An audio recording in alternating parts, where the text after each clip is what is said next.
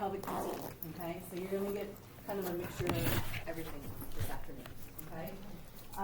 So some of the learning objectives that I tried to reach in here, just kind of going over anatomy and physiology of the urogenital system and the reproductive system, some of the tests, what are the different types of bladder dysfunctions, bladder function tests, surgeries, and then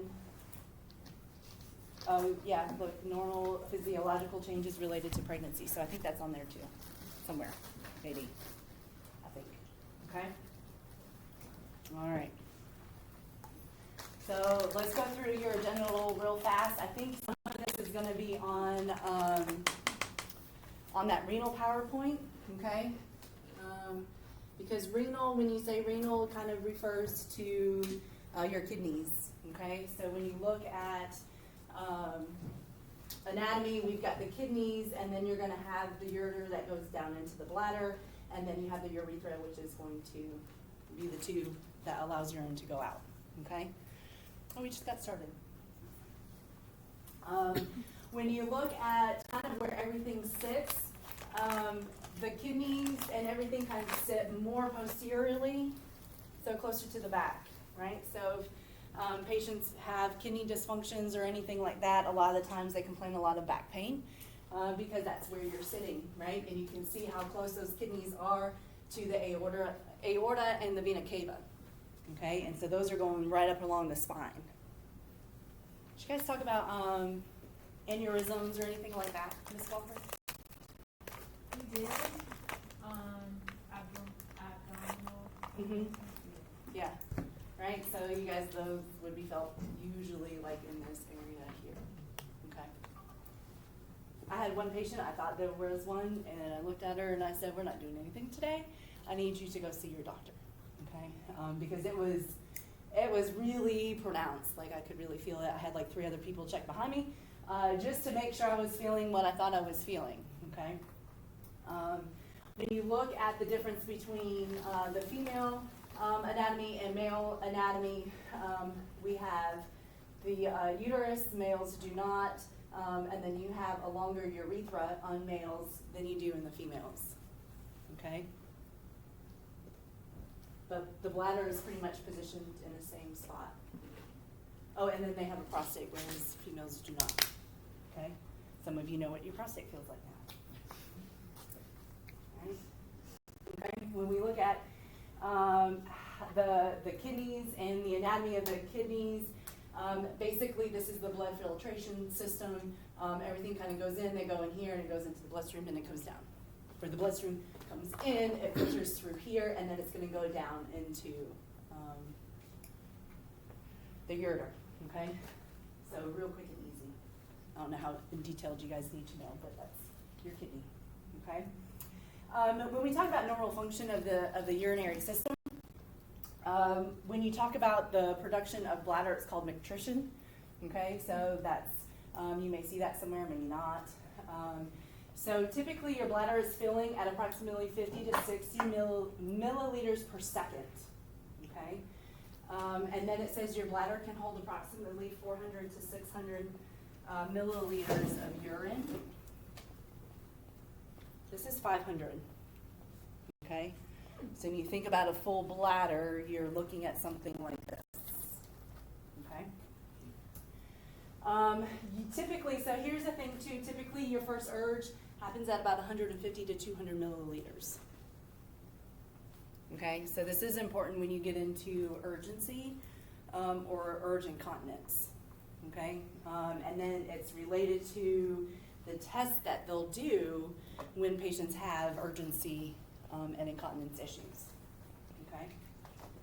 So typically the way that the bladder will relax, the pelvic floor muscles and the sphincters and the urethra will relax, and then there is a muscle in the bladder that will contract. So the bladder will contract, everything else relaxes, and then it's more about pressure changes, okay? So it's pretty simple. When we look at the bladder, so you can see here is the muscle that contracts, this trigone. This is what's going to contract to try to push the urine out. Here's pelvic floor muscles.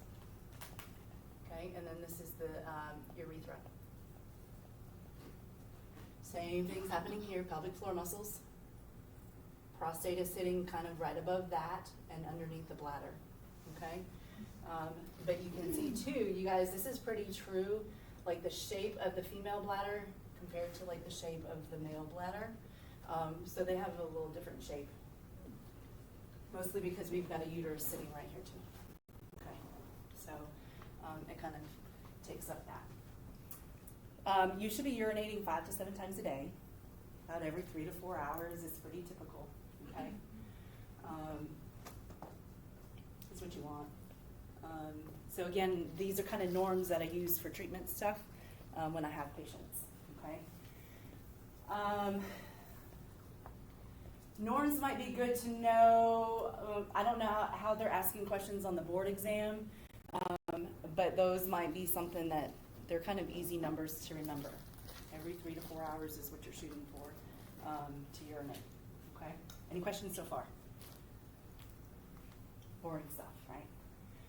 All right, so some of the things that you can see with the bladder, we've got painful bladder syndrome. So sometimes people just think of this as interstitial cystitis.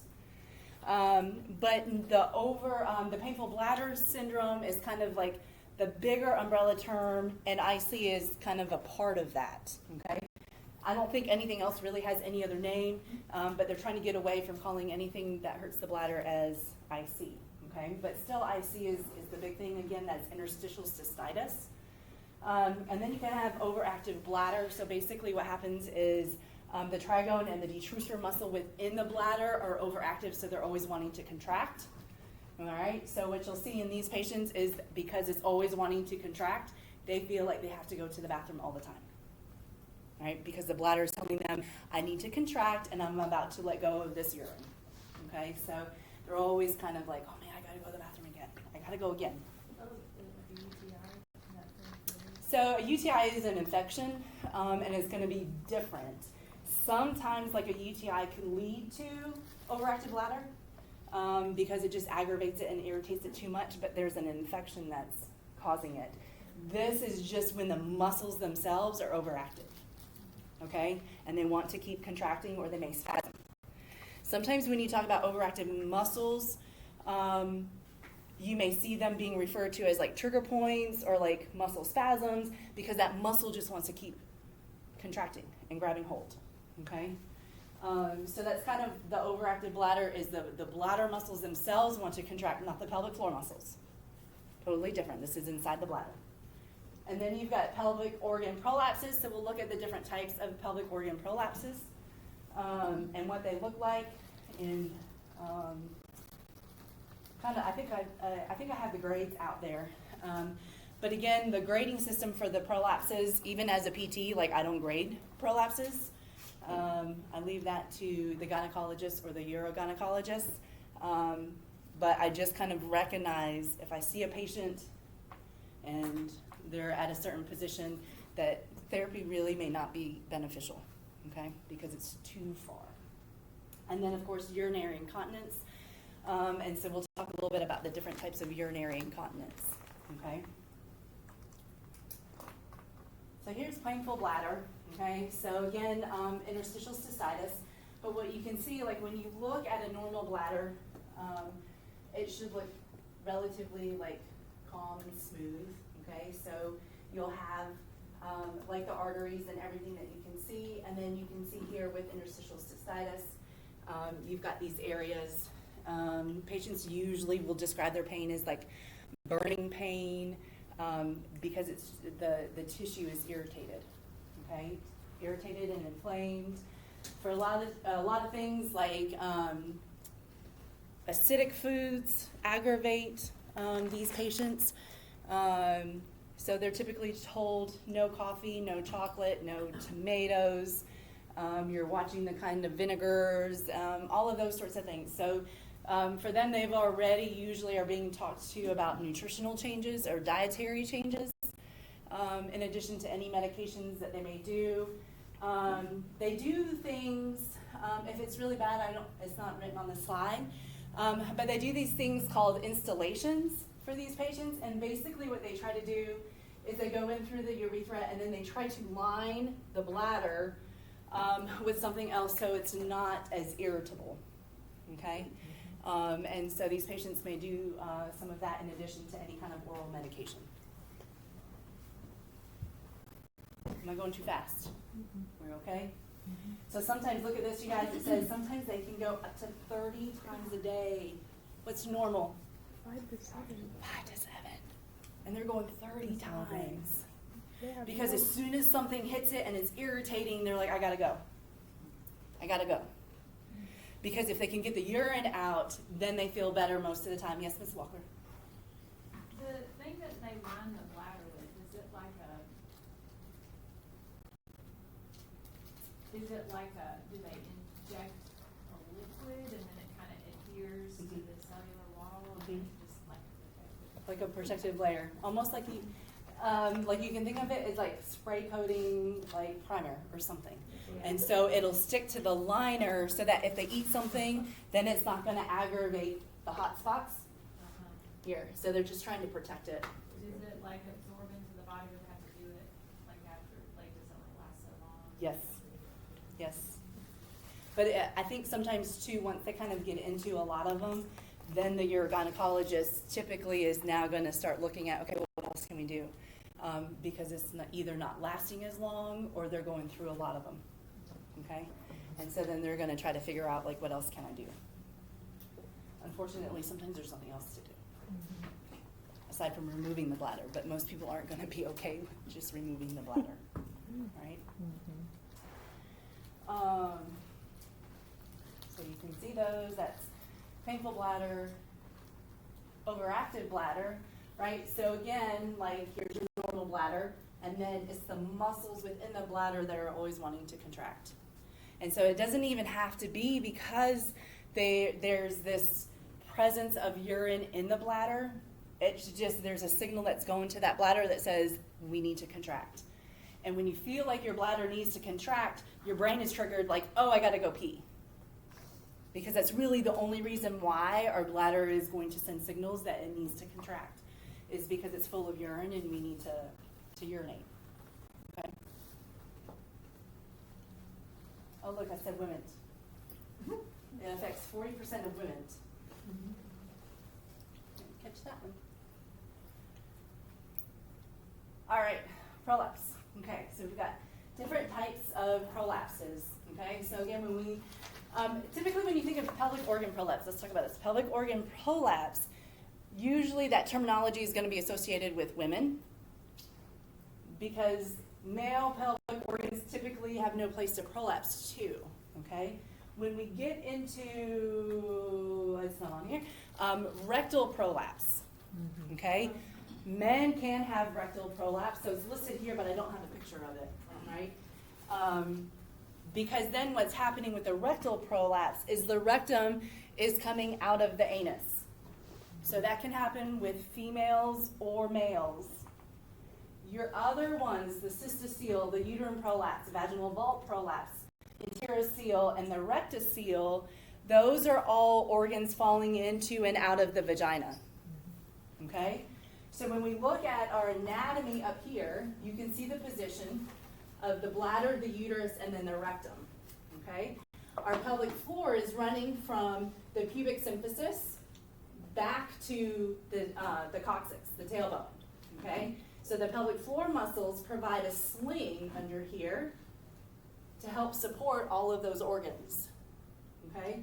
When we look at a cystocele, right, when we know our medical terminology, cysto refers to the bladder. So when you look at this picture now, here's normal, the position of the bladder. Here now, the bladder is starting to come out through the vaginal canal. Okay? And then this one is the cystourethrocoele. So then even now the urethra is kind of prolapsing down as well. Okay? So you can see, like basically it just shifts down like this and protrudes through there. Okay? Now it doesn't actually come into the vaginal canal, it comes into that space, and then what you usually see is the vaginal wall being pushed out of the vagina not necessarily the bladder, because there is a wall here, right? Like you've got that muscular wall of the vaginal canal to help kind of hold it up, okay? When you have the uterine prolapse, so if we jump down to uterine prolapse, you can see now the uterus is just kind of falling down and will start to come out. The rectocele is when the rectum then falls forward into the vaginal canal, okay? The vaginal vault, basically, the vaginal vault is going to be very similar to the uterine prolapse. The only difference is the female has had a hysterectomy already, so there's no uterus prolapse. It's where they end up cutting, whether it's the cervix or below the cervix, then that starts to fall in on itself, okay? And then the enterocele is when the small intestine comes down between, it's typically between the uterus and the rectum, and then that starts to come down. Okay. There's Yes, ma'am. not one for cervix, so is the cervix not pushing down? on So you? typically what's going to happen is you're going to have the uterine prolapse. Okay. Now, if for whatever reason, if they have a hysterectomy and the cervix is still present, then you can say like it's a cervical prolapse, but most of the terminology then is going to call it a vaginal vault. Okay. Whether or not like the cervix is there or not, just because it basically is falling in on itself. Okay.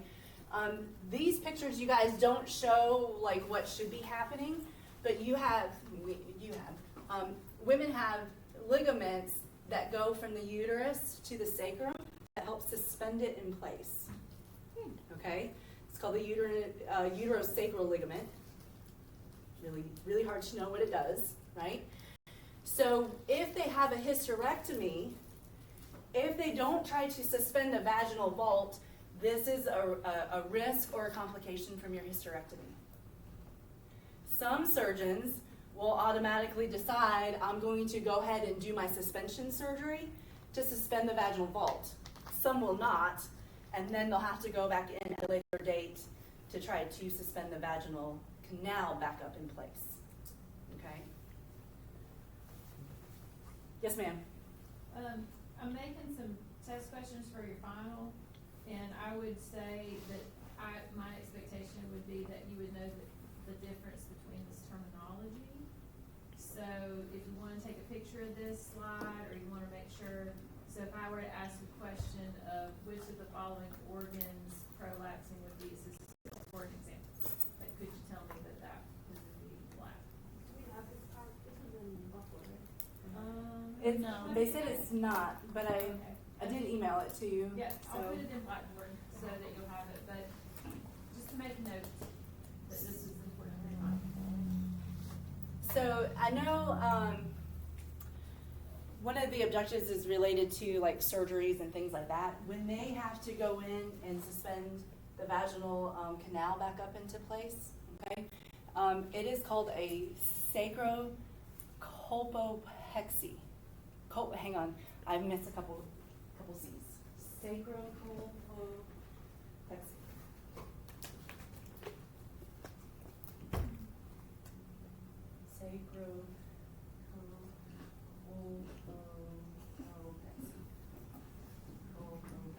I believe this is the way it's spelled. Someone might have to double check me. All right? Because again, here, this, what does pexy mean? You guys remember pexy? Like you're reattaching, like you're attaching, right? Sacro. Sacrum. And then this is, it must have to be like the vagina. Something like that, okay? I did spell it right? Can't spell hemorrhoid, but I can spell sacrocolpopexy, right? And I can't spell diarrhea either. Those were my cheat words that I would have on my desk. Diarrhea and hemorrhoid, because I can never remember where everything goes. I think I right? spelled it right. What'd you say? DIARHHEA. No, I think it's 2 R's. There aren't 2 R's. H's. So I guess you can't spell it. I can't spell. That's gonna be That's your right. desk work. Why would there be 2 H's? And then the other one I used to have to cheat was cystectomy, whatever it is when when they do the gallbladders. Okay. Any questions about prolapses? So really, so you guys kind of like the big thing. Even if you aren't doing pelvic floor rehab, what would be the implications if you knew you had a patient that had a prolapse? They need weak muscles, weak pelvic floor. Well, they may have weak pelvic floor muscles, but if you aren't specifically working on pelvic floor rehab, what are the implications for you? They will have Straining problems. would be bad, Yeah. right? Squats, yes. Squats would be bad. Things is falling out. Do we like to do squats with our patients? Yes. Yes, we do, because it's a good functional activity. But you get somebody who is prolapsing their bladder or their uterus right at the opening, and you ask them to squat, all of that pressure, that intra-abdominal pressure is going where? Down. And now what are you doing to their prolapse? Making it worse. Making it worse. Making it worse. Okay? Typically these patients sometimes will complain of, any of the prolapse patients will complain of incontinence issues. It could be stress incontinence, it could be urge incontinence, but a lot of their big sign is pressure. When they have to stand on their feet for long periods of time, the pressure that they feel in this area is the worst. It's not pain, it's pressure. Like you've got something just sitting right there. Okay? Is the risk for infection really high? If it's coming out, yes. Yes, it is. And for some patients, even though it's coming out, they're not surgical candidates. So then therapy usually doesn't help them. Those are considered grade 4s, where it is really coming So they out. just have to Push it like back in. live with that? Like, or Yes, is it, so we teach them to push it back in. I teach them exercises. We do a lot of core stabilization, like all of those sorts of things. But if it starts to come out, I have to teach them to push it back in, right? Because hopefully we all wear underwear. If you don't wear underwear, you Don't still start. got pants on. And if your organ is coming out, what is it rubbing on, Material, right? friction, oh gosh. Are our organs designed to withstand friction and shear forces? No. Well, even like they're not designed to get air. It's a lot, isn't it? I mean, I'm looking Not for like it's typically. drying out. That's So infection yes, city. yes, you can have dryness, I'm like gonna- but then you're worried about infection because now you've increased the route of organisms to go inside the body. I'm like, And then you worry about, am I going to get an ulcer on my organ that is hanging out? Okay? It's crazy. That's when you think you have a bad If day. you're not, I want to mention one thing that you could see on a board exam. I've seen questions before where, if you do have a patient that has prolapse, what is the most appropriate position for them to do core strengthening? So what do you think that might be? Supine. Supine? I would go one step further. If it's an option, you're gonna get them like in this like Trendelenburg almost, right? Because then now gravity is helping to pull them back in. So that's one of the things that I teach patients in addition to them when they prolapse. I can never remember this term, you guys, and you would think, and so you see my hands like to do what they like to do, okay? So they have to,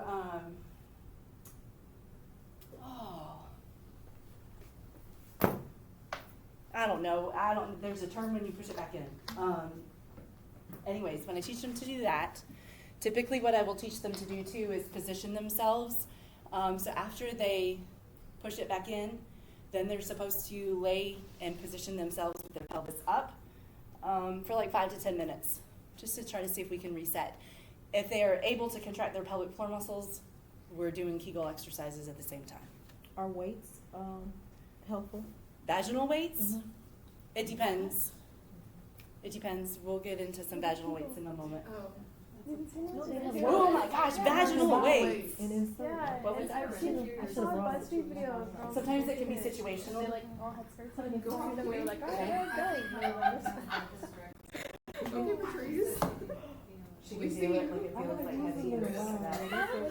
Hang on, Chip was raising his hand. I feel awkward asking any questions. I'm Especially if I was on Good Talk. there is a proactive in instructing or educating someone, do they have to push it back in? Do they need to clean it ahead of time? Sanitize their hands. Sometimes it might be nice to have like saline, and that would be what I would tell them to clean it with. That's what she was Like do like a saline, like infection. swish. Yeah, so you don't put it back in dirty. And then of course you want hands to be clean, and if they have gloves, then you would, you know, like, yes. Because otherwise, if you don't encourage cleanliness, then again, now you're introducing potential bacteria. Yes, Sheldon? I don't think it just happened, like, I guess, I don't know what I'm trying to. Because it's not just consistently falling out, like the whole Gravity day. things automatically. Right. It depends. Most of these patients, depending on, you've got different severities of how your organs move. If they're at that grade 4, let me see if I show the grades. Yeah, here we go, okay? So if they're at this grade 4, okay, so here's stage 0, everything is normal. At stage 1, do you see the difference between a stage 1 and a normal? Very slight. It's yeah. very slight movement. Yeah. Okay? On a pelvic exam, what I would see, most of the time if they're laying supine, what I would see is like this anterior wall kind of want to dip down a little bit. Okay? Typically, if I'm just looking, I can't see cervix. Yeah. Okay? So I'm not expecting to see cervix. But what I can see is when I look at it, I can kind of see it kind of come down a little bit. When you get to a stage 2, I can see it a little bit more because it's getting closer and closer to the opening. Okay? The vaginal opening is called the introitus. Okay? Introitus. So that's a $5 word, right? Can you go backwards in stages through No. therapy? Not typically. But what the goal is, if I get someone who's at a stage 1 or a stage 2, then I'm trying to strengthen to where it doesn't Getting continue. worse. Mhm. Because again, like what's holding all of our organs in place The ligament. is a ligament. Do ligaments go back once they're stretched? No. Right? Oh my gosh, you guys are testing my spelling. I haven't spelled these words in Troy. I think that's how it's spelled. INTIOTUS. When I go home, I take a picture of the vaginal. Okay? The vaginal wall. You have So at a stage 3, it's already now coming out. So you typically like a stage 2, when I do my exam and I'm doing my observation and I'm just looking externally, at a stage 2, sometimes I can see it sitting right up at the opening, at the introitus. Okay? And then a stage 3 it's already coming out, and then stage 4 is really out there. Okay? Yeah, so that's the cystocele, here's the uterus It prolapsing. can, but at these stages it is not. So like What'd you when say? they I said it's not like coming completely out. It can, but at this stage it is not. At this stage? Yeah, the last stage. Like, I mean, it's out, but it's not like everything. No, but basically, I mean, like almost everything is. they put it, you push it So they back lay on the in. table and everything. You push it back It's in. enough. Like how long does it like stay like that? Like I mean, I feel like they just can't really do anything.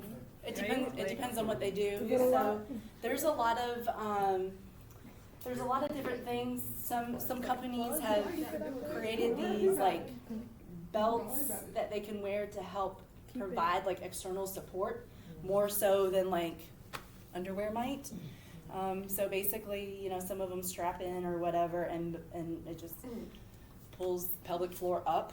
So some of it depends on how bad it is. Again, typically if it's getting into stage 3 and 4, they're really trying to see, are they surgical candidates? Okay? Well, that's good. Because that needs to be addressed surgically. If they're not surgical candidates, then you're trying to do all sorts of things. What is Right. How do they fix that surgically? How do they do it? Yeah. So with the bladder, well, there are a couple different ways. right? So the bladder sits right behind the pubic symphysis. So they'll take like a mesh or some kind of thing and basically create a sling to pull it back up, right? So what they're trying to do is get it behind here and then pull it up this way, right? If the uterus is falling down, typically, if they're gonna have surgery, well, they won't do that. What they'll do is they'll do the hysterectomy and then they'll try to suspend the vaginal bolt. Oh, that's, Mhm. yeah, that makes sense. So they won't try to reattach that uterus unless they're still in childbearing years and they want to still have another baby, then they probably wouldn't do anything until the lady has decided that she's done. So Okay. having a baby could drop. Yeah, into if you're going through that, Like why the would you trauma? want to It get could. pregnant again? The weight I feel it like could. that So, would like, make it worse. Depending on where they are, Well, what if this was your first baby and it basically ruined you? I mean, and you yeah, I wanted guess, another but I one? just can't, like, Then if I you're have already no there, one. like, I can't imagine, like, getting pregnant and, like, going through a pregnancy like that, because I feel like that would make it, like, 10 times worse. it possibly could. It I possibly mean, could. I know that's, like, You may find horrible. that lady may end up being on a lot of like restrictions, lifting restrictions. She may put herself on bed rest. Her physician may put her on bed rest, but you don't tell a lady she can't have any No, more I mean, I babies know, if I she just, wants. it's just, like, I just can't. Mhm. Yeah, That would be- it's, You don't want it's tough, It does right? a lot to it. And then you've got the older population where you might see this more, and then they're not surgical candidates. And then you're doing a lot of different things like how do I educate them on when to do heavy lifting, heavy household chores, those sorts of things. Because typically they'll feel better first thing in the morning because hopefully they've been asleep laying down all night. And so the pressure, it's not prolapsing as much. That's when you kind of want to be more active. And then as the day progresses, you're laying down taking more naps. Right? Okay? Any other questions? It's fun stuff, isn't it? It is. This is, Interesting. It is interesting. I don't know, fun, but I'm a little, I'm a little You uncomfy. uncomfy?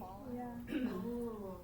All right, so this one, you guys, this is a rectocele, okay? So here is pubic symphysis. Here's the rectum, they've put dye in it. This is the bladder that they've put dye in it because they want to see how the organs are shifting when they start to bear down, okay? So you guys have heard some of my conversations about how we poop and how we think we need to poop. And again, the pressure changes. So like when they do these, so MRIs have really kind of advanced a lot, you guys. When I first started doing pelvic work, we didn't have dynamic MRIs. And so what they had to do was a dephrecography. And the stories I've heard of people having to do a dephrecography are really weird because they're like, yeah, I'm basically sitting on this chair that's supposed to look like a toilet. They put the dyes in them, and then they sit on this chair in a room and have to poop, right? Basically, the MRI is the same thing. It's just in an MRI machine. And you put the dyes in, and then you have to start pushing like you're trying to have a bowel movement. And then what they want to see is what happens with the organs, okay? So as we watch this, okay? What Yeah. So that's. So this is the anus. This is where your stool should be coming out. What is this? That's your rectum. What's it called? I don't know. Your rectum. No. It's part of your rectum. It's coming forward into what? Is it a It's that man? terminology Miss Walker just said might be on your exam. Rectocele. Rectocele. Rectum is coming forward. This is what we look for in imaging to see how bad it is. This is what the physician is doing. In my exam, I'm asking her to bear down and I can see organs move. So it should be like straight. It should be, so you see all of this should come straight out like this. Okay? Because this is the vaginal canal, this is the pubic symphysis. The nice thing is the bladder's not moving anywhere. So you may have feces that go to the left. It's not gonna go out, remember, because the vaginal wall is there, the rectum is there. So the rectal wall is there, the vaginal wall is there. Unless there's some kind of puncture, you won't be having stool come out of the vagina. But yes, It won't then come out Patrice, completely, but it'll be sitting there. it can sit there. Mm-hmm. So some patients that have a rectocele like this, you guys, they complain that they can't get all of their stool out. Right. So they feel like they have incomplete bowel movements. because it's stuck here. Because as Right. soon as they stop pushing, then Right. it just doesn't do anything, Right. especially if it's hard stool, Yeah. okay? You have to go in and get it. It's man. like a nothing term, feeling towards what you You have to But go you in there always and have get to it. poop. You always have to poop. Or have laxatives so it can be liquid. Yes, but sometimes if it's really this bad, is the laxative really getting in there to do what it needs to do? Okay, so then now what I Don't know said that. is that when they are going to sit down to have a bowel movement, they have to splint. Okay, so that To is the what? terminology. They splint. What is splint? So they take their thumb No. or Oh. fingers Okay. into the vagina to apply pressure so that when they bear down to have their bowel movement, Oh. they're providing support to the wall so that the stool doesn't go that way. Wow. So men Okay? with this issue, what did men? Then they have to push like more perineal. Okay? Wow. This is You would want to be a woman if this is happening to you. Okay? God. So Yeah. when you look at pelvic floor, okay, so here's the anus. This is the perineal body. Right. All right? Yeah. So if men, well, okay, so here's the thing. Let me take this back. One, men will not have a rectocele. Oh, okay. Oh. Okay. Okay? Okay. However, they may still have difficulty having bowel movements because things still move. It's just not called a rectocele. What's it Okay. called? Something else? Bowel dysfunction, Okay. outlet dysfunction, like it'll be termed something else. Why is it not called a rectocele in men? There's nowhere for it to There's push no into. seal. I don't. There's no seal for them for the rectum to go into. Okay? So funny. So there's no vagina for them to go into, so you won't have a rectocele. But they can have a pelvic outlet dysfunction. So seal just means going into another cavity? Mhm. Okay. Good to know.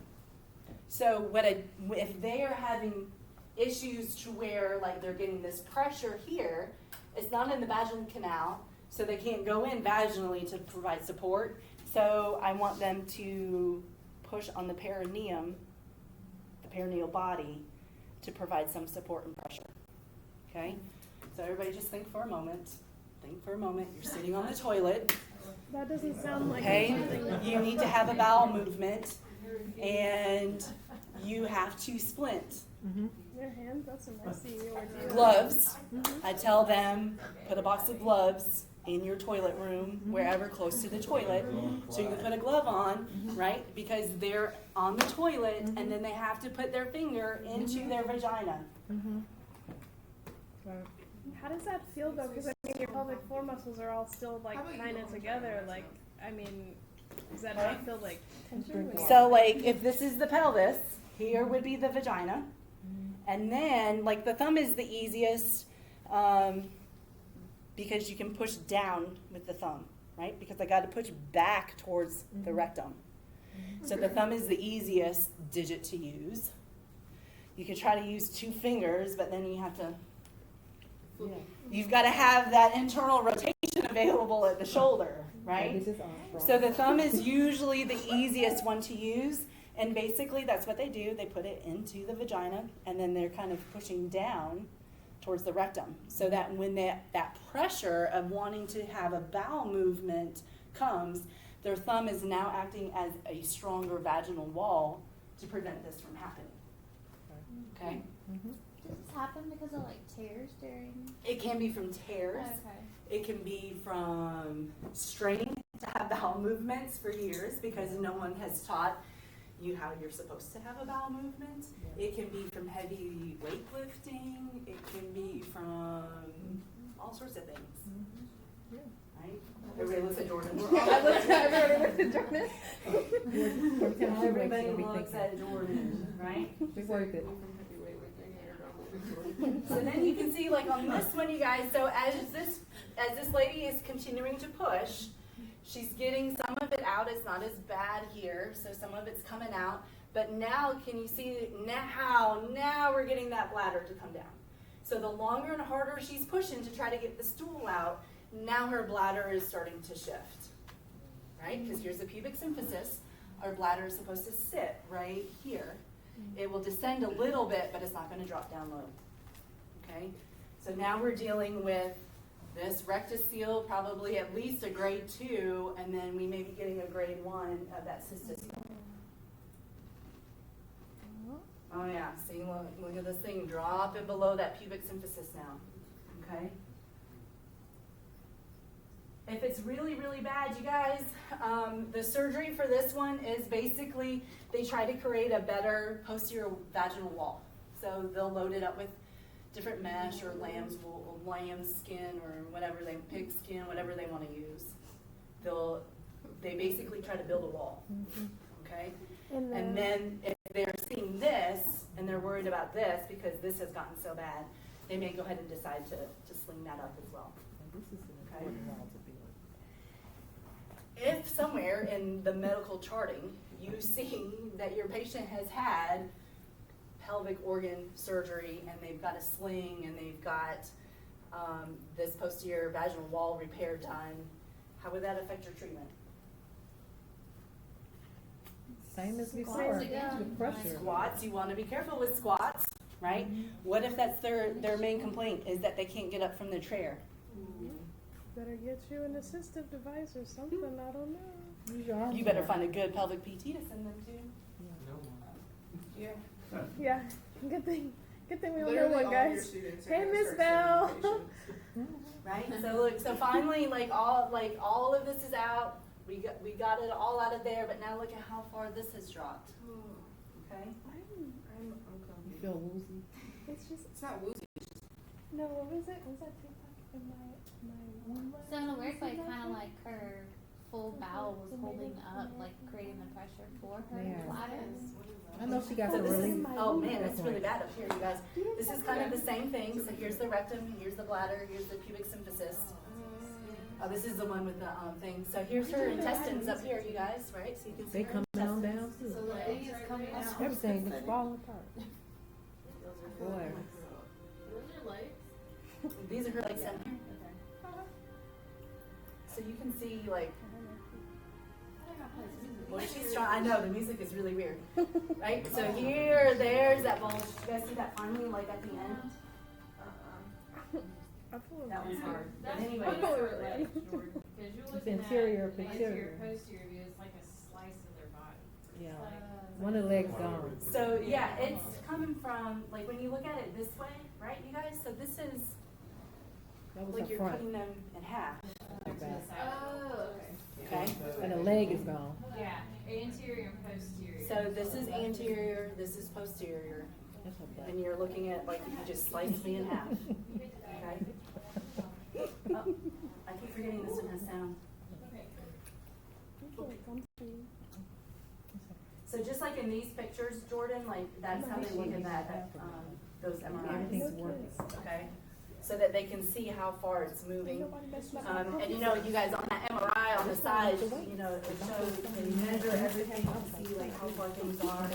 So if they decide not to do surgery at that time, they can come back, reevaluate and see, are things getting worse, right? Okay. Do you have to have a certain grade to qualify for surgery?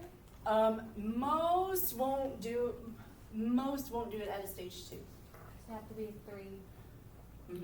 Because at a stage 2, we can still manage it without surgery. Preventative things for these, like just strengthening and working the pelvic floor muscles. Potential. I mean, I know some things like it's going to happen, like from trauma or other issues. Yes, and if you have a job or you like to lift weights, kind of really understanding how to protect yourself when you are in those heavy lifts. But you can still have overuse from the pelvic Yes, you floor, can. right? Yes. I feel And like that probably happens to overuse a lot can of lead people. to dysfunction and weakness This and is- these things as This well. is a weird Do open topic, chain but it is exercises. related. But there was a section or side of TikTok that was popular last year. This is relevant, and it was called Grip Talk. Mhm. And they were basically encouraging women to like get their reps in for their day and do like their Kegels. Kegels. But I feel Mhm. like there were probably a lot of people that were doing that a lot or too much. There's a lot of people who are afraid to really understand the pelvic floor. Yeah. And so when they hear there's a pelvic floor dysfunction, their first thing is do your Kegels Right. Instead of Mhm. other. instead of figuring out what the problem is. So yes, when you have a prolapse, like I am 98% sure we're dealing with a lot of pelvic floor weakness. That other 2% is overactive muscles, no core abdominal stabilization, poor hip stabilization and strength. Like, there's a lot of things, but people are afraid to talk about this. They're afraid to say vagina and pelvic floor and urination and bowel movements and defecation and all of those things, penetration, like all of those things. No one wants to talk about it. Yeah. And so they're just like, oh, do your Kegels. Kegel wouldn't be good for overactive.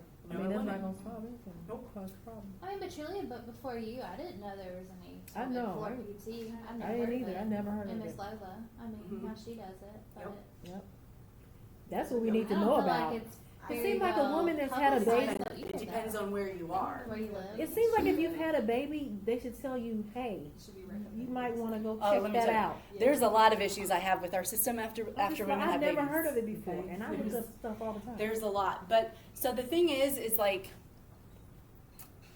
when I first started to get interested in women's health, pelvic health, I was at the Cantrell Center, and Mike Cantrell said, you know what, this is something we can totally do instead of having patients have to drive to Atlanta, right? Remember when I told you I had that patient driving from Jacksonville to see me in Orlando? And you would think there's nobody in Jacksonville, and she said, I have called, and I have called, and I have called, and they just won't give her any straight answers. Right. So she got in the car, drove an hour and a half to come see me for her hour evaluation, and then her and her husband got in the car and drove an hour and a half back home. And so I told her, I said, listen, I said, that's crazy. When you come, let's schedule a 2-hour appointment, and you can come let's start off every 2 weeks. So at least you're here for longer than your drive, or Right. not quite, almost, right? So that we can at least get something out of it, right? It's crazy. But people don't know. They don't know what is out there, what can help. And then, again, that's part of my job as a pelvic physical therapist, is getting out there and talking to people, the community, to physicians, to anybody who may come into contact with patients dealing with these things and say, hey, I know how to help. Okay? Where I worked in Florida, I was really lucky because those surgeons and doctors down there, boy, they jumped on really, really, really big. Really, really big. And when I left, they were wanting to open another pelvic center. So we would have had 3 places within that Florida hospital system in Orlando specifically for pelvic health, right? Like, that's huge. But it depends on where you are, okay? We're in this little kind of rural town that's growing, but the information is slow to get there. Not only slow to get there, but you got to have therapists here who want to do this, right? And before I showed up in town, it was Miss Lola. And there's one at Peach. Mhm. There's one person at What's her name? Kristen, I think is her name. So there you go. I guess Right? this knowledge would keep people from having the So, surgeries. Most other people that I've met, the orthopedic PTs, they're always like, thank God you're here, because they don't want to deal with it. They're not comfortable with it. But I am. So they're always like, oh, thank God you're here, because they recognize the need, but they aren't comfortable with the material, the exams, that sort of stuff. Gynecologists kind of do this then, since they're already down there, you know what I mean? Or at least tell you. Learn this too, I mean, they specialize in that, so. Yeah, but For they women at least. they learn surgeries. Rehab is me. It's like physician to PT type, like similar It's relationship, right? orthopedists. Yeah. To physical therapists. Yeah. Why can't the orthopedists figure out how to rehab that rotator cuff tendonitis? Right? That's why we're here. We are rehab specialists. I Right? would think though that I guess you still get a lot of surgeries from orthopedists too, but they send people to therapy more than I think some gynecologists would. But then that's also probably because there's not the pelvic floor PTs around this time. When you have a gynecologist who understands what you do, There you go. If you build it, they will come, right? Who knows Field of Dreams, right? Is pelvic floor covered with insurance? Yes, it is. Because the things I do are Theract, neuromuscular rehab, manual therapy. Almost everything I do is billed as neuromuscular rehab. I think after I had a examination after one of the babies, and the guy, he told me, you know, your cervix is kind of low. I said, well, what does that mean? And he was like, well, I said, well, what would I do about it? He was like, well, maybe somewhere down the line, you just have to have a hysterectomy. And he just said it like it wasn't nothing. I'm like, sir, you know, give me some information. And it seemed like, you know, at that time, if he knew, then he would have been like, well, you might want to explore XYZ or something, because you had so many children or something. I knew I had a cystocele definitely after Lauren. I knew it. I could tell. And then after Ava, I told my husband, I said, oh my God, these babies are killing me. I was like, because I think I have a rectocele. And he was like, what? And I was like, yeah, I think I have a rectocele. And after Landon was born, you know, Landon was my 10-pound baby. And so she's doing like the exam and stuff. And I said, listen, I was like, I think I have a cystocele and a rectocele. And she was like, okay, we'll check and stuff like that. She's like, oh yeah. She's like, I see that cystocele. I said, yeah, I knew that one was there. And when she checked the rectocele, she's like, it's not that bad. She's like, it's not bad. And I was like, okay, because some days it feels really bad, right? But anyways, she asked me, she was like, you want to schedule an appointment with the surgeon? I was like, no ma'am. I'm like, I am 40 years old. In 10 years, like, that thing's going to fail me. I'm like, I was just about to ask, like, do you think they respect you more, like, with your medical background? And then you said she offered the surgery. Well, because it was so... Yeah. That's what they do. They're used to doing. Yeah. That's what they go When to. they see this, we got to fix it with surgery. Right. There's no middle. And I told her, I said, no. I was like, no, I'm only 40, and it's not going to last me long enough to do a repair now, and then I'm going to be screwed in 10 years because they won't be able to take out whatever was done to fix it falling again. You know what I mean? And so I was like, no. I said, I know what I'm supposed to do. And she was like, okay. And she's like, are you practicing anywhere? I said, nope, not yet, because I don't have a place to practice, right? So she's like, well, when you do, let me know. So, I mean, like, she was really open, but that was her first, like, they're trained, we have an issue, like, let's fix it with surgery, okay? But once I told her no, and that I'm only 40, and then she started to realize, like, I know information, then she was like, okay, well, you know, so. All right, let's talk about urinary incontinence. And well, any questions about prolapse? We kind of spent a lot of time on prolapse, but that was good. That was fun. Okay. All right, so with incontinence, we've got different types of incontinence. Kind of the two big ones that you're going to see a lot of is urge incontinence and then stress incontinence. Okay? So let's talk about urge for a second.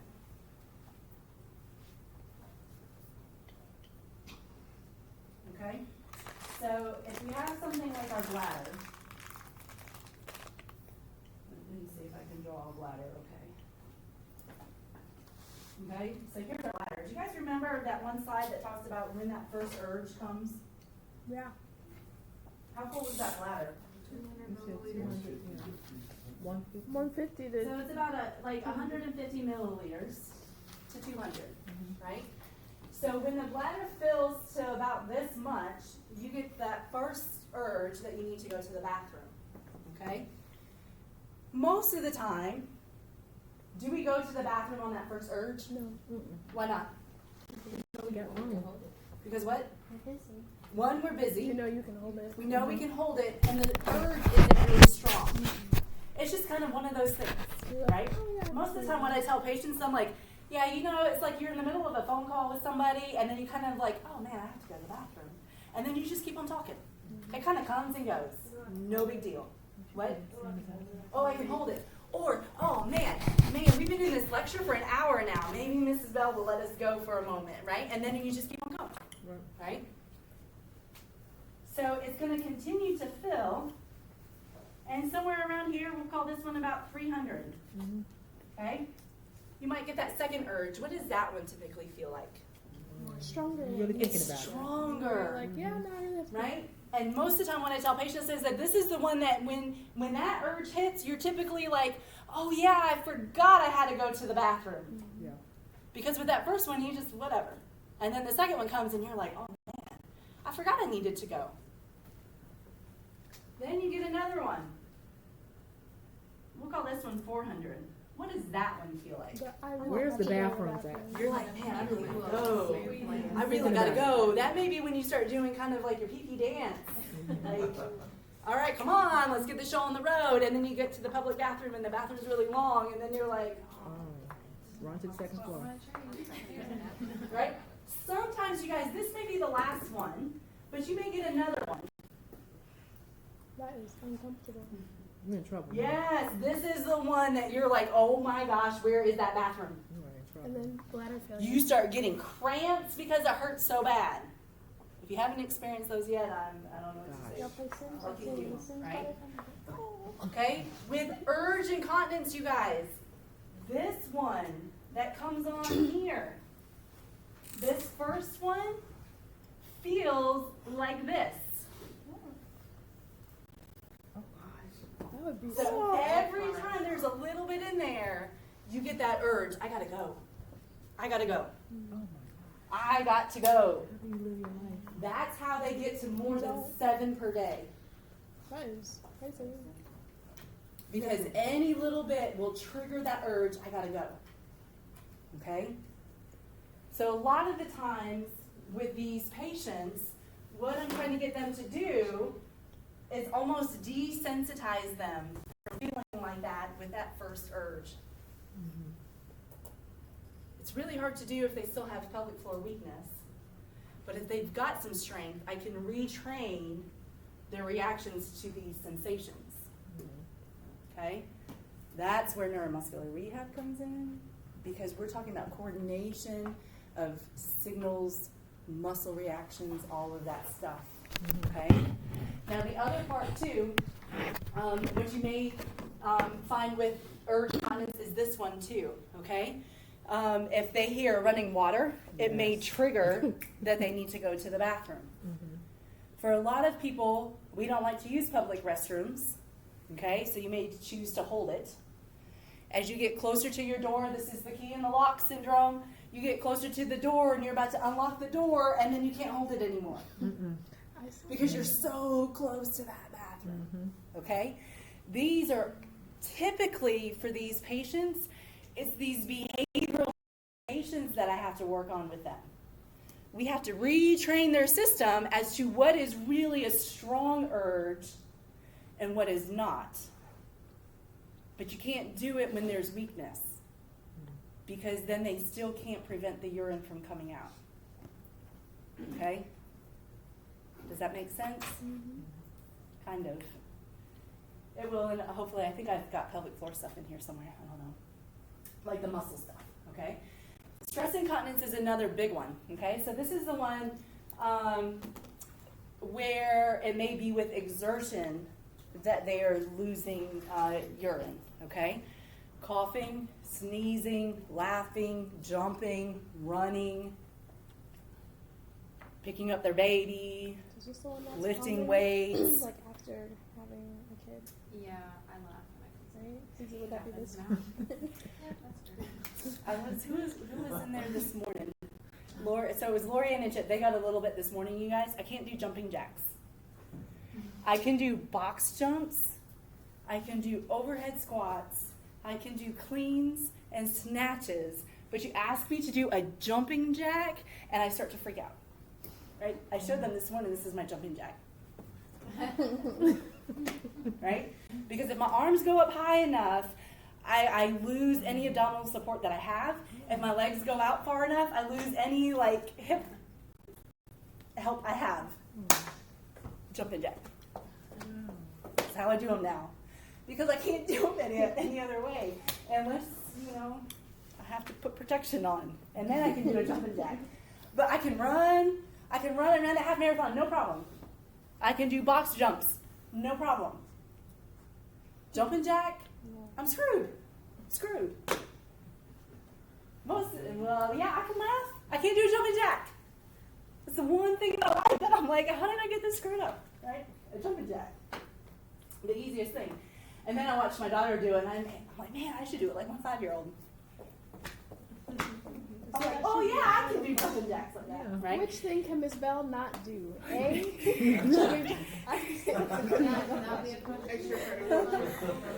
And why? And why? The frontal plane. It's the plane of movement, And but the hip also like muscles. it's the plyometrics and the force, like abdominal pressure, and I don't have anything else helping me.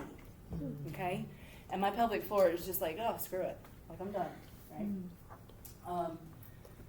Yeah, and surprisingly, like any of my suspected like prolapses don't bother me when I exercise, right? You know, like it's really weird. But you know, if I was more consistent in anything I needed to do, I probably would be better. Okay. But a lot of times, you guys said that stress incontinence is the change in intra-abdominal pressure pushing down onto the bladder. And typically with this one, this is usually a straight like weakness type of thing, because the pressure increases and is being exerted onto the bladder. The pelvic floor is not strong enough to counteract it. Okay. So depending on how full that bladder is and they cough, like it could be 400 milliliters coming out if there's no control. Yes. Like, have to work. Yeah. Depends. Poise pads. Oh yeah. But if you go to checking the out. bathroom right before you exercise, then you should be good, right? Sometimes. Period underwear. Sometimes. Depends. It depends. I'm saying, I feel like that is gross to me for that, because I just can't imagine like wearing that all day. But for that, I feel like those would be more comfortable than wearing like a poise pad or Depends, right? Because the whole thing of that is it's supposed to be comfortable and you can just wear it and go. I don't know, but that is just kind of what the gross. commercial It is gross. Disgusting. It is Yes, gross. it's disgusting. Do you guys know? Did you hear what they were talking That's about? about the period. The period underwear. panties. You just wear the same pair of underwear all day and just Yeah. let it be. Yeah. No pads, no tampons. Like, not to get too far off on periods and gross out the guys, but I have a friend who uses like a menstrual cup, and she was like, it's the best thing I ever. was just Yeah. talking about that with my friends the other day. One of my friends is like a diehard about it, but then she was saying like the research on them is limited because you either have like people that are like super gung ho for them or people that are like no, and there's Yeah. no like middle ground. Well, one of the things, and I haven't done a lot of research, but what I would be curious with is if they have different sizes, because one vagina does not fit all, right? So, there you go. It's just a gross. That's why when they do pessaries, we didn't talk about pessaries, you guys. Let's talk about pessaries, because this will be something too that when women have prolapses, they may have pessaries. Please stop. All right, pessary, Pessary, It's like a punk. pessary. It goes Okay, into the- and basically what happens is it goes inside the vagina, and then basically some of them kind of look like little donuts, but what they try to do. Let me see if I can go back. Did I not say that? I said I wonder if they have something like a punk for that. Right? So basically what happens is they try to put it into the vagina. So like with a stage 2, for sure they probably would have a pessary, but it goes into the vagina and then it kind of will inflate or like open up. And what it does is it creates tension in the vaginal wall to prevent those organs from coming in. Okay? Sound like that'll do the trick. So, like, a lot of the time, some of them are like round donut like looking things. Some of them can be squares, and so again, it made me think of that when I said that comment about like one vagina is not like one size fits all, because you've got different pessaries, different sizes, because it needs to fit in there well to hold up. It's blocking The sock. everything off, though, right? Like, I There's mean, a like, hole how, in it. okay, well, a woman with that, like, would they still be having like normal periods? Like, and they put Yes. that in, like, it just, It's a hole. it's just a Yeah. stopper, Like, Like if it's a basically, or- donut, like there's an opening. Okay, there is It's a an hole. opening. Okay, sorry. I missed And that. for some of them, they are taught to take them out like every night and clean them and stuff like that. Okay. So depending on the urogynecologist, the type of pessary that's used, and how bad her symptoms are, they may have different protocols. Some urogynes only want pessaries to be inserted or removed in their office, And so once they're placed, they're there for like a month, and then they come in and, you know, whatever. Don't they have that you can buy over the shelf? Yep, over the counter ones. They're like disposable. Mm-hmm. Yeah, you can see if it works or something. That's really They're, well, what the heck are they Yeah. called? But they're Yeah. like 3 sizes, and basically it's the same thing. You insert it, and then it kind of opens up a little bit, and it creates the tension, right? So for my patients that have like prolapses, I kind of tell them, think of a tube sock, okay? That's like your vaginal wall. It's like that tube sock. If you hold it on the ends, it's pretty taut, okay? Once you let go here, that tube sock will typically lose whatever tension is there. That's that vaginal wall.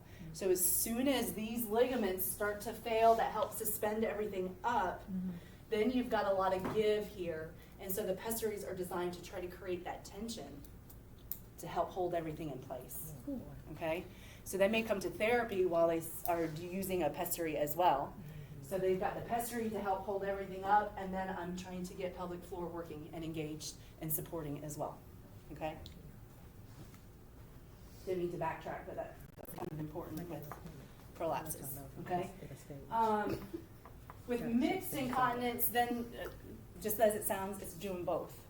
You really do both. So a lot of the times when I approach patients, if it says stress incontinence, and then as I'm talking to them and they're telling me they really are having more of the stress incontinence, I'm 99% sure it's just we've got weak muscles that don't know what to do.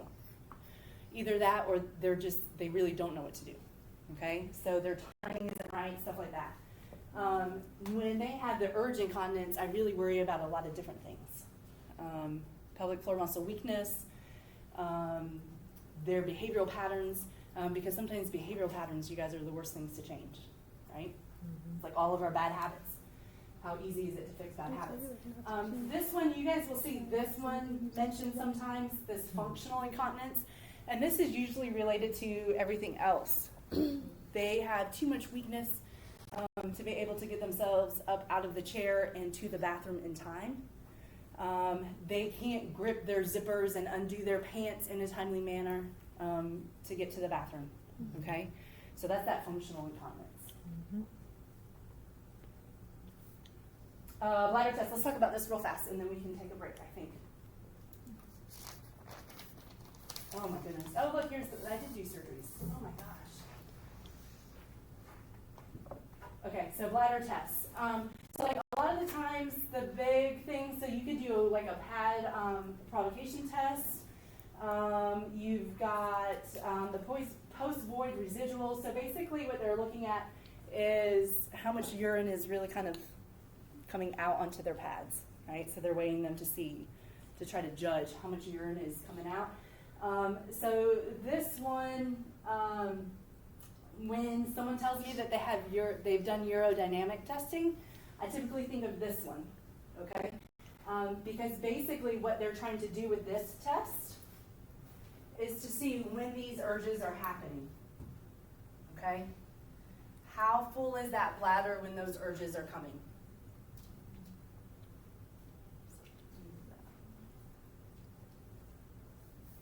This is the information I like to know.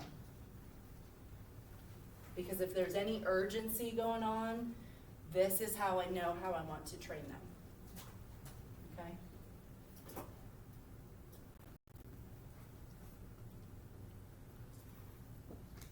So because this is the other thing too. If their urges are coming at 100 milliliters or less, then we've got overactive bladder, a spastic bladder, which is almost the same thing, and then you've got anxiety. If their urges are coming way, way, way more, 900, so that's over what your normal bladder should hold, right? So it's able to fill a lot that can be related to diabetes and then their behaviors. Okay? There was one time I think I didn't go to the bathroom for 12 hours while I was at work. And I got home and I was like, oh my God, I'm going to explode. And I think I sat and urinated for like... So what's the longest times whenever you feel like you really have to pee and then you're there like, or is that just me? No? I feel like sometimes I really feel like I have to pee, and then I go pee, and then it's like the slowest pee in my entire life, and I'm like, you did all that for what? For what? We're here. No. Sometimes, like when they have that overactive bladder, they'll have those strong urges that they need to go to the bathroom, and they'll sit on the toilet and nothing happens because their bladder's not full. Right? If you're getting urges to go to the bathroom at less than 100 milliliters, like there's nothing there. Okay? On one of the previous slides way back then, you had like residual like urine up to about 50 milliliters. So even when you do void, you don't fully empty the bladder. There's always a little bit of something. But if that's continuously triggering your urges, like you're going to sit down in the toilet and nothing's going to happen at all, right? It just won't be slow. It's just nothing. So here are some of these other ones, and then we already kind of looked at a dynamic MRI. Surgery, so this is really quick too, you guys. So you can see, here's that whatever that one, the first one, right? So here's the vaginal canal. They take that mesh, they attach it to the end of the vaginal canal, and then they sew it to the sacrum. And here are those bladder slings. So you can see, like, they kind of go around. So it's around the neck, but I've seen them like really close this way because they're trying to pull the bladder back up towards the pubic bone. Okay. Oh, look, this one is a sacral mesh, but they didn't do the hysterectomy. So it's there. And then this is the sacral stimulator. So basically what they're trying to do with the sacral stimulator is calm down those signals for like your overactive bladder. Okay? I'm trying to get through this urinary. Oh, okay. All right. Let's take a break. Let's do a quick break if we can. And then I'm going to come back to this one. We'll talk about reproductive stuff real fast.